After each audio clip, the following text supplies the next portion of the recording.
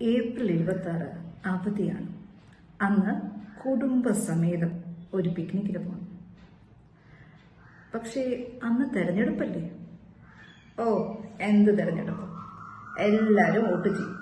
പിന്നെ ഞാൻ എന്തിനു വോട്ട് ചെയ്യണം? പ്രത്യേക രാഷ്ട്രീയമൊന്നുമില്ലാത്ത ഒരു സാധാരണക്കാരന്റെ മൈൻഡ് സെറ്റ് ഇതാണ്.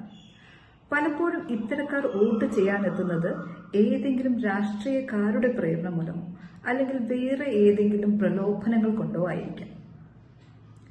പക്ഷേ നാം ഓർക്കേണ്ടത് ജനാധിപത്യ പ്രക്രിയയുടെ മുഖമുദ്രയാണ് തെരഞ്ഞെടുപ്പ് അല്ലെങ്കിൽ എലക്ഷൻ എന്നത്. 18 വയസ്സ് പൂർത്തിയാക്കിയ എല്ലാ ഇന്ത്യൻ പൗരന്മാർക്കും ഭരണഘടന അനുവദിച്ച അവകാശം. അത് നാം വിനിയോഗിക്കുക തന്നെ വേണം. നിങ്ങൾ വോട്ട് ചെയ്യുന്നത് നിങ്ങൾക്ക് വേണ്ടി മാത്രമല്ല, ഈ രാജ്യത്തിന് വേണ്ടിയാണ്. ഈ രാജ്യത്തിൽ ഉള്ള പട്ടിണി പാവങ്ങൾക്ക് വേണ്ടി കൂടിയാണ്. ഒരു ദിവസം വോട്ടിങ്ങിന് എന്ന് പറഞ്ഞിറങ്ങിയാൽ അന്ന് പട്ടിണിയാകുന്ന ആ കുടുംബങ്ങൾക്ക് വേണ്ടി കൂടിയാണ്.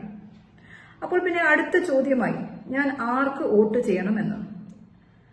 നിങ്ങൾ വോട്ട് ചെയ്യേണ്ടത് ജനാധിപത്യത്തെ ബഹുമാനിക്കുന്ന, ഭരണഘടനയെ മാനിക്കുന്ന, രാഷ്ട്രത്തിന്റെ പുരോഗതിക്ക് വേണ്ടി പ്രയത്നിക്കാൻ കഴിവുള്ള, നിങ്ങളുടെ പ്രാദേശിക ആവശ്യങ്ങൾ ദേശീയ തലത്തിലെത്തിച്ച് അത് നേടിയെടുത്ത് തരാൻ കഴിവുള്ള, നിങ്ങളെ സേവിക്കാൻ സന്നദ്ധരായ, വിദ്യാഭ്യാസമുള്ള, യോഗ്യരായ സ്ഥാനാർത്ഥികളെ തിരഞ്ഞെടുക്കുക.